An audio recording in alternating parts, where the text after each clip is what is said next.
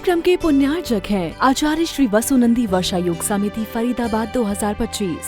अध्यक्ष पंकज जैन, उपाध्यक्ष वीपी जैन, उपाध्यक्ष प्रदीप जैन, महामंत्री भूपेश जैन, मंत्री अंकित जैन, मंत्री पारस जैन, सह मंत्री अनुज जैन, कोषाध्यक्ष अमित जैन, सह कोषाध्यक्ष हितेश जैन। आत्म कल्याण के इच्छुक उपस्थित सभी श्रद्धालु पुण्यात्मा एवं महानुभाव, इस संसार का प्रत्येक प्राणी अपने जीवन में सफलताओं को प्राप्त करना चाहता है और जब वह सफलता के निकट पहुंच जाता है, सफलता जब उसके हाथ में आना चाहती है और उस समय पे वो जब असफल हो जाता है, उस समय उसके मन में बड़ा दुख होता है, खेद होता है। वो मन में विचार करता है कारण क्या रहा जो मैं असफल हो गया, और उसको फिर जब ज्ञात होता है कि मेरी चूक, मेरी भूल, मेरा प्रमाद या मेरी अज्ञानता, इसके कारण मैं असफल हो गया। कई बार ऐसा देखा जाता है कि धर्म के क्षेत्र में या कर्म का क्षेत्र ही क्यों ना हो, व्यक्ति असफल हो जाता है। कई बार अवसर आते हैं भगवान का अभिषेक करने का, पूजा पाठ करने का, विधान करने का, या फिर सोधर्मेंद्र यज्ञ नायक इत्यादि मुख्य पात्र बनने का। उस समय में व्यक्ति सोचता है कि मैं भी ये पात्र बन सकता हूँ, और पात्रों का जब चयन होता है सोचता है मैं बन जाऊँ, अब बनूँ, अब बनूंगा, तब बनूंगा, और वो सोचता रह जाता है और कोई दूसरा व्यक्ति चयन कर जाता है। कर्म के क्षेत्र में भी कई बार ऐसा हो जाता है कि हम पास होना चाह रहे थे, बड़ी से बड़ी डिग्री हमें मिलने वाली थी, लेकिन जरा सा एक कर्म हमारा ऐसा उदय में आ गया जिसके कारण हम हार गए। वो डिग्री हमारे हाथ से छूट गई, वो नौकरी हमारे हाथ से चली गई, हम असफल हो गए। वो अज्ञानता हमारे बीच में जो आई वो हमारा जीवन बर्बाद कर गई। कर्म सिद्धांत के अनुसार हम अपनी अज्ञानता को दूर कैसे करें, सवाल लोगों के मन में रहता है। आचार्य उमा स्वामी जी ने तत्वार्थ सूत्र में कर्म सिद्धांत की बहुत अच्छी व्यवस्थित तरीके से चर्चा की है। एक बार देखें वो क्या लिख रहे हैं। उन्होंने एक सूत्र दिया, हमारी अज्ञानता दूर करने से पहले हम पहले ये जान लें कि हमारी अज्ञानता आई कैसे, ये अज्ञानता का कर्म उदय में आया कैसे। कई लोग ऐसे हैं जो मंदिर नहीं आना चाहते, कारण उनको डर लगता है कहीं गलती ना हो जाए। हमारे अंदर ज्ञान नहीं है, हमें दर्शन नहीं करना आता, हमें पूजा नहीं करनी आती। कुछ लोग गुरुओं से नहीं जुड़ पाते, कुछ लोग शास्त्रों का अध्ययन नहीं कर पाते, और कुछ लोग तो ऐसे होते हैं कि उनको सब कुछ रटा हुआ है। कारण क्या है? एक की अज्ञानता है और एक का ज्ञान है। थोड़ा सा इसमें ध्यान डाल लें, हमारी अज्ञानता के कारण क्या क्या बने, उनको अगर हम दूर कर ले तो शायद हमारी अज्ञानता दूर हो जाए। आचार्य उमा स्वामी जी ने तत्वार्थ सूत्र में दिया है कि तत्तदोष निन्नम मात्संतराया साधनोपघाता ज्ञान दर्शना वर्णे हो। बहुत अच्छा सूत्र दिया है।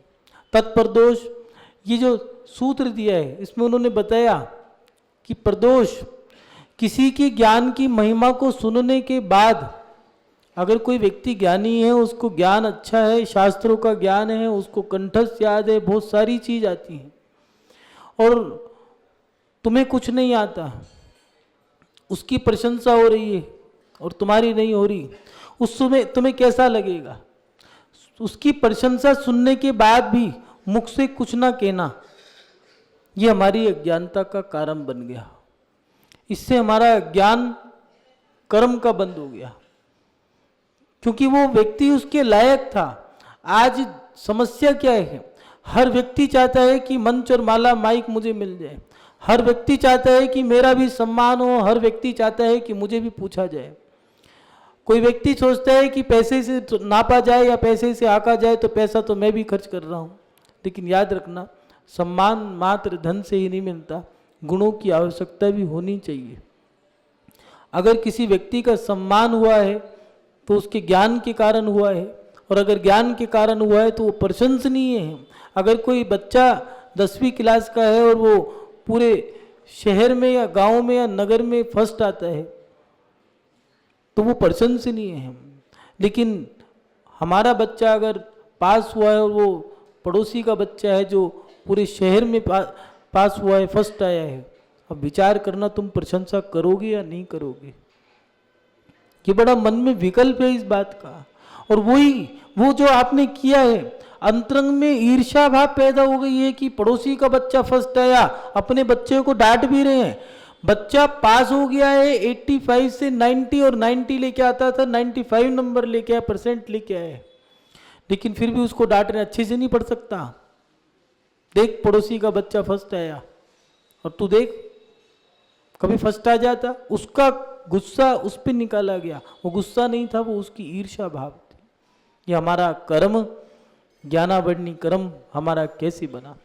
जब ज्ञानावरणी कर्म आता है तब ये कर्म ज्ञानावरणी है। जब उदय में आता है तो अच्छे अच्छे की बुद्धि पलट देता है। किसी के ज्ञान की महिमा को सुनने के बाद उससे ईर्ष्या भाव रखना। दूसरी बात दिया कि किसी कारण से ऐसा नहीं है, मैं नहीं जानता, ऐसा कहकर ज्ञान का अपलाप करना, शिक्षा को छुपा लिया या शिक्षा के गुरु को ही छुपा लिया। कई बार देखा जाता है कि कोई आचार्य या कोई साधु या कोई गुरु ऐसे हैं जो प्रशंसनीय है, नाम है, उनके फॉलोअर्स बहुत हैं, और अपने गुरु का तो कोई नाम ही नहीं है। और जैसे ही गुरु की समाधि हुई नहीं, फोटो बदल डाली, गुरु ही बदल डाले। कुछ लोगों से पूछो, नई नौजवान पीढ़ी शादी विवाह कर लेते हैं, तो जो आज के बच्चे हैं उनको ये नहीं पता रीति रिवाज कैसे मनाने हैं। किसी से पूछ लिया कि हमारी मदद कर दो, ये कैसे होना है, हमें तो पता ही नहीं है, हम तो जानते ही नहीं है। क्यों भैया? इस भाव से कि ये भी व्यक्ति अच्छे से कर लेगा। कुछ लोग तो व्यापार के टिप्स ही नहीं दे पाते पूरे। एक बाप अपने बच्चे को पूरी शिक्षा नहीं दे पाता, कारण उसके मन में कसक रह जाती है, अगर पूरा सिखा दूंगा तो कल ये मेरी इज्जत नहीं कर पाएगा। वो लोग कहते भी हैं कि अगर भैया ये तो तुम्हारे अंदर बहुत अच्छी कला है, हमें तो नहीं सिखाई, तो क्या सामने से क्या जवाब आता है, अगर सिखा देता तो मुझसे कौन पूछता। इस भाव से लोग सिखा नहीं पाते, शिक्षा को ही छुपा लेते हैं, शिक्षा गुरु का नाम छुपा लेते हैं। इससे हमारा अज्ञान कर्म का बंध बनता है, और वो अज्ञान कर्म का बंध जब उदय में आता है वो बड़ा पश्चाताप दे के जाता है। तीसरी बात दी है, विज्ञान का अभ्यास किया, वे देने योग्य हैं। आप मंत्र तंत्र यंत्र जानते हो। कोई व्यक्ति मोटर पार्ट्स का या मैकेनिकल डिप्लोमा कर चुका है, वो जानता है, लेकिन छुपा के रखा है कि कोई सीख ना ले। अगर मैंने बता दिया, इसको सिखा दिया, या इसको ने पूछने के बाद मैंने इसके सवाल का जवाब दे दिया, तो मुझे कौन पूछेगा। अगर तुम मदद कर देते तो तुम्हारा क्या जा रहा था। वो व्यक्ति भी अगर क्या करता, 2 रुपये ज़्यादा कमा लेता और क्या होता। लेकिन इस कारण हम थोड़ा ज्ञान बांट देते तो थोड़ा सा हम भी अपना कर्म और बढ़ा लेते। किसी ने कहा है, घोड़ा अड़ा क्यों और रोटी जली क्यों? पलटी नहीं, फेरा नहीं। अगर फेर देते, रोटी घुमा देते, पलट देते तो रोटी जलती नहीं, और घोड़े को अगर घुमा देते तो अड़ता नहीं। वो ये विद्या है, जितनी बांटोगी उतना बटेगा, उतना बढ़ेगा। लेकिन अपन लोग तो, कुछ लोग कुछ पता नहीं जैन धर्म का कितना ज्ञान ऐसा है जो लकड़ियों में जल करके स्वाह हो गया। लोग मर गए, चिता में लेकर के चले गए, लेकिन किसी को दे नहीं पाए। महानुभाव, ज्ञान बांटने से बढ़ता है और ज्ञान छुपाने से घटता है। सरस्वती की विद्या की विशेषता है, जितना बांटोगे उतना बढ़ेगा और जितना छुपाओगे उतना घटेगा। ये हमारा अज्ञान जो बना है ईर्ष्या भाव से, छुपाने से, गुरु का नाम छुपा लिया। जिसने तुम्हें शिक्षा दी थी, उस शिक्षा को तुम ये भी कह सकते थे। एक व्यक्ति ने भिखारी से शिक्षा ले ली, उससे पूछा कि किससे ली, सोच रहे थे बहुत बड़े गुरु का नाम बताए। कहने के मंदिर जा रहा था, एक भिखारी बैठा था, मैंने तो उससे बहुत बड़ी शिक्षा ली। वो व्यक्ति सामने वाला पानी पानी हो गया कि मैं तो अपना गुरु का नाम छुपा के रखता था, इसने शिक्षा भिखारी से ली, उसका नाम भी बता दिया। पूज्य आचार्य चारी चक्रवर्ती श्री शांति सागर जी कहा करते थे, अगर शिक्षा नीच से भी मिले तो ग्रहण करना, और बुराई ऊंच से भी मिले तो छोड़ देना। महानुभाव, ये मात्सर्य भाव हमें अपने जीवन से खत्म करना होगा। उसके साथ साथ ज्ञान में अंतराय डालना, विघ्न डालना। बच्चे छोटी छोटी क्रियाएं करते हैं। बच्चा कोई पढ़ रहा होगा तो उसकी पढ़ते समय लाइट बंद कर दी, कॉपी छुपा दी, किताब छुपा दी, किताब फाड़ दी।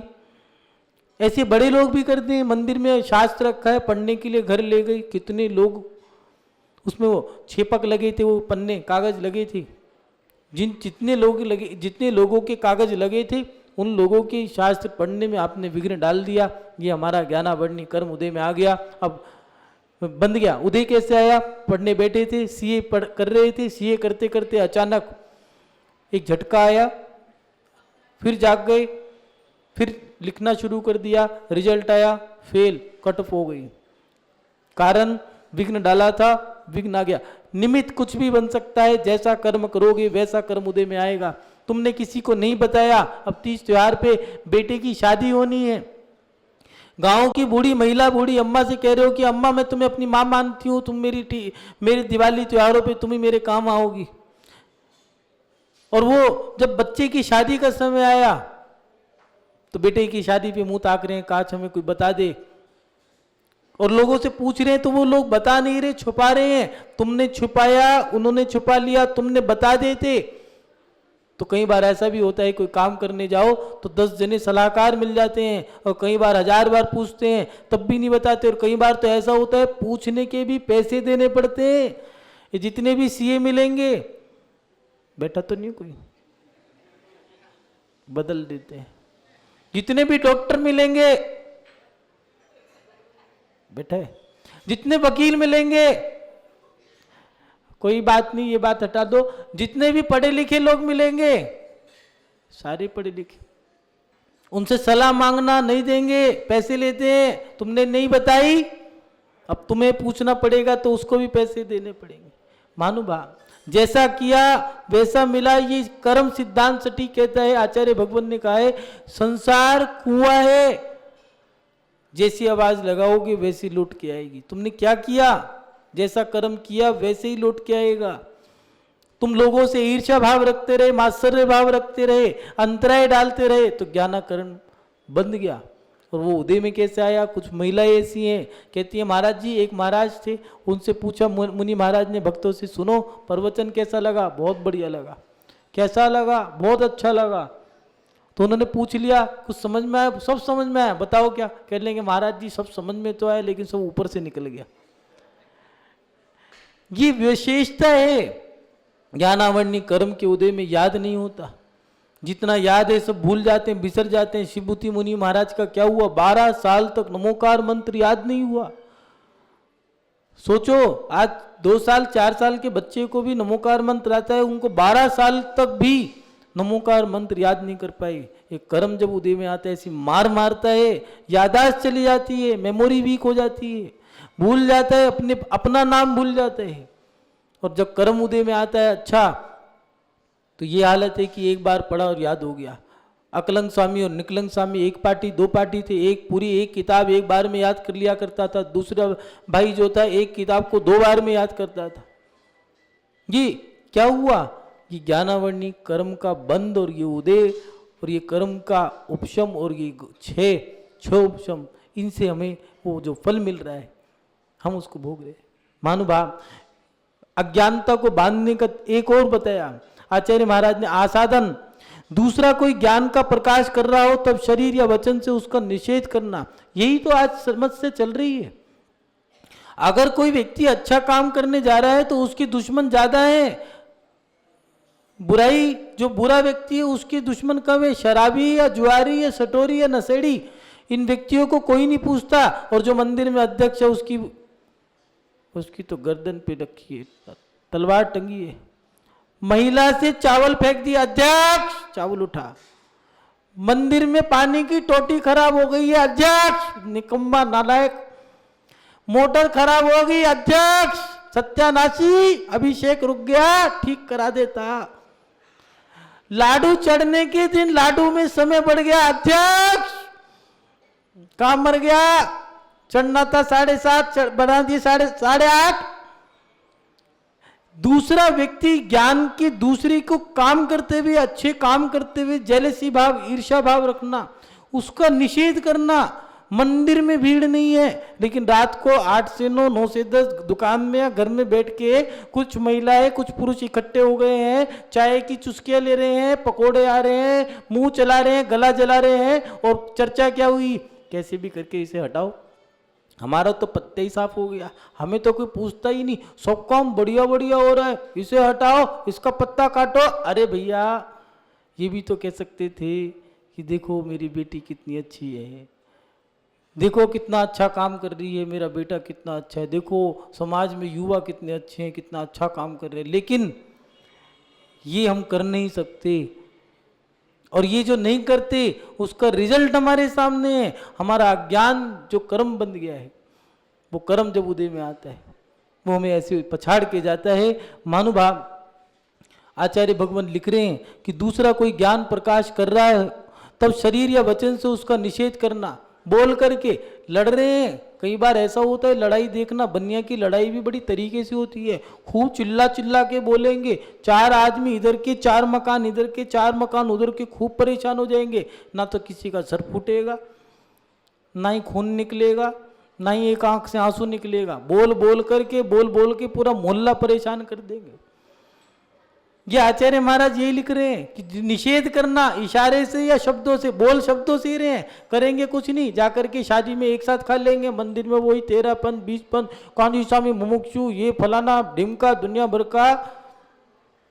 ये हमारे ज्ञानावरणी कर्म बांधने की प्रक्रिया है, जो हम बांध रहे हैं उसको हमें सुधारना होगा। और उसके साथ साथ अंतिम दिया, अवघात, प्रशंसनीय ज्ञान में दूषण लगाना, शास्त्र विक्री करना, शास्त्रों की अभिनय करना, शास्त्रों में छल कपट कर देना, जो लिखा था वो हटा दिया, कुछ और लिख दिया। पंचम काल में मुनि नरक जाएंगे, ऐसा किसने लिखा भैया? तुम्हारे बाप दादाओं ने लिखा। महावीर स्वामी ने बोला पंचम काल के अंतिम तक मुनि महाराज रहेंगे, और जिस दिन मुनि महाराज समाप्त हो गए उसी दिन ये पंचम काल समाप्त होगा। लेकिन हम अपनी अज्ञानता से क्या क्या कर जाते हैं। महानुभाव, राजा बसु इतना ही बोला था कि अजामा ने बकरा होता है, 7वें नरक चला गया। हम क्या क्या बोल देते हैं, इसलिए हमें थोड़ा सा ध्यान रखना पड़ेगा। एक उदाहरण आता है, एक बाप के 2 बेटे थे, पिता सेठ थे, बच्चे जवान हो चुके थे, जाने का समय है पिता का, सोच रहा है व्यापार किसको दूँ। दोनों को कहा कि सुनो एक काम करो, ये होल है, ये 2 होल हैं, इन दोनों होल को गिलो, 100 रुपये इसको भर दो इससे, और जो भर देगा मेरी जितनी जायदाद है उसके नाम। तो जो बड़ा बेटा था उसने सोचा ये तो मेरे हिस्से में आएगी, आज लो अभी भरता हूँ। बाजार में गया, 100 रुपये का क्या मिलेगा, कुछ समझ में नहीं आया, उनने गोबर लिया, भर दिया। छोटा बेटा गया बाजार में, पिता से कहा पिताजी कब देखोगे आप परिणाम, रिजल्ट कब दोगे? उन्होंने कहा प्रातःकाल सुबह सुबह देखूंगा। पिता को उसने कहा पिताजी ये लो 90 रुपये, 10 रुपये में काम हो गया। बड़े बेटे का कमरा, होल का कमरा खोला, उसमें गोबर भरा था, बदबू आ रही थी। छोटे बेटे का कमरा खोला, उस कमरे के अंदर प्रकाश ही प्रकाश था, सुगंध ही सुगंध थी। उनने कहा पिताजी मैंने भर दिया, 90 रुपये वापिस भी दे दिए। बच्चे दोनों एक ही बाप के, बुद्धि दोनों की अलग अलग। ये क्या है? ये कर्म का उदय है। ज्ञानावरणी कर्म के उदय में हमारी बुद्धि काम नहीं करती, विवेक काम नहीं करता। महानुभाव, हमारी गति हमारे हाथ में है, हमारा कर्म हमारे हाथ में है, अज्ञानता भी हमारे हाथ में है और ज्ञानता भी हमारे हाथ में है। एक महावीर स्वामी हुए, एक आदिनाथ भगवान हुए, उनको केवल ज्ञान हो गया। एक अज्ञानता के कारण उनका पौत्र मारीच, कहाँ आदिनाथ भगवान और कहाँ मारीच, वही महावीर स्वामी बनकर के मोक्ष गया। महानुभाव, ये अज्ञानता है जो हमें भटकाती है। कर्म और व्यवहार से सबका देना साथ, बुरा वक्त भी टल जाएगा, करते रहो पुरुषार्थ। पुनः पुनः अंग्रेजों ने भी कहा, strong to will power, complete to target, but try again, try again, try again.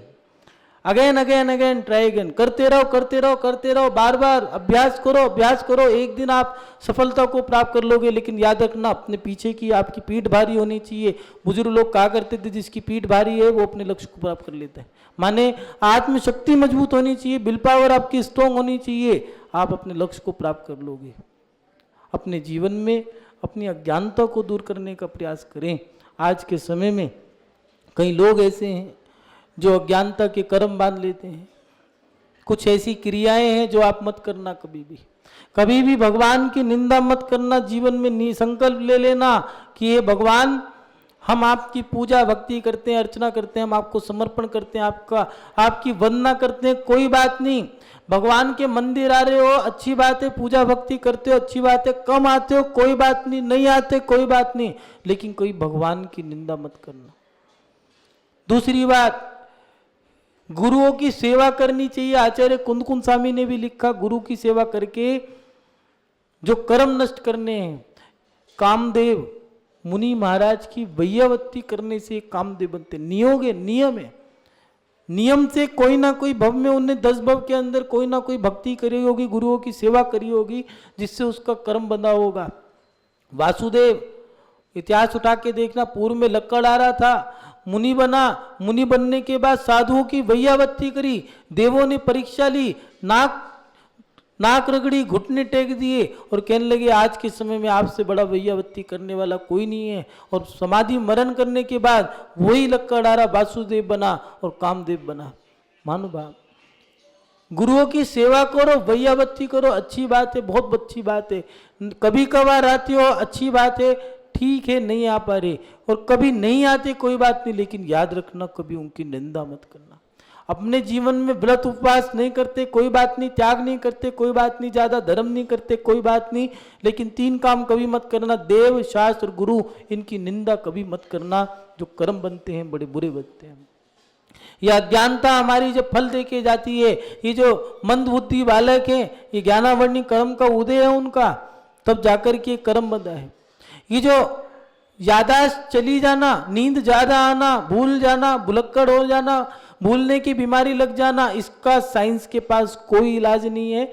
एक दवाई तो दे देगा, डॉक्टर पैसा ले लेगा। आजकल डॉक्टरों की लाइफ में एक बहुत अच्छी चीज आ गई है, हॉस्पिटलों के अंदर मरीज नहीं आते, कस्टमर आने लग गए हैं।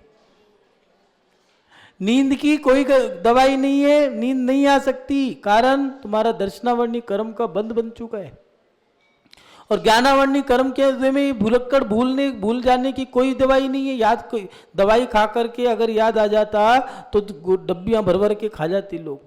ये ज्ञानावर्णी कर्म का एक ऐसा बंध बन जाता है जब उदय में आता है।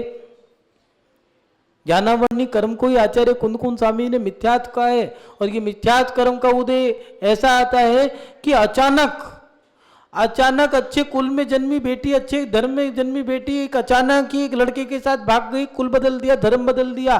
क्या हुआ? नीच कर्म का उदय था, ज्ञानावर्णी कर्म का उदय आया, मति घूम गई और देखो सब बदल गया। सम्मान बदल गया, यश खत्म हो गया, सम्मान खत्म हो गया, प्रतिष्ठा, मान सम्मान प्रतिष्ठा सब खत्म हो गया। कारण एक कर्म ने सब खत्म कर दिया। माँ बाप भाई बहन सबकी प्यार खत्म हो गए, मोहब्बत खत्म हो गई, आपस में बैठना खत्म हो गया। कारण एक अज्ञानता के कारण हमारी गलती हमें परेशान कर गई, हमें बर्बाद कर गई। मिथ्यात्व कर्म के उदय में व्यक्ति अपने पैसे को सही जगह नहीं लगा सकता। आज कितने लोग ऐसे हैं जो महाराष्ट्र में चले जाते हैं, कर्नाटक में चले जाते हैं, उत्तराखंड के अंदर बड़े बड़े पहाड़ों पे चले जाते हैं, लेकिन जिन्हें भगवान के चरणों में समय नहीं दे पाते, कारण उनका मन ही नहीं लगेगा।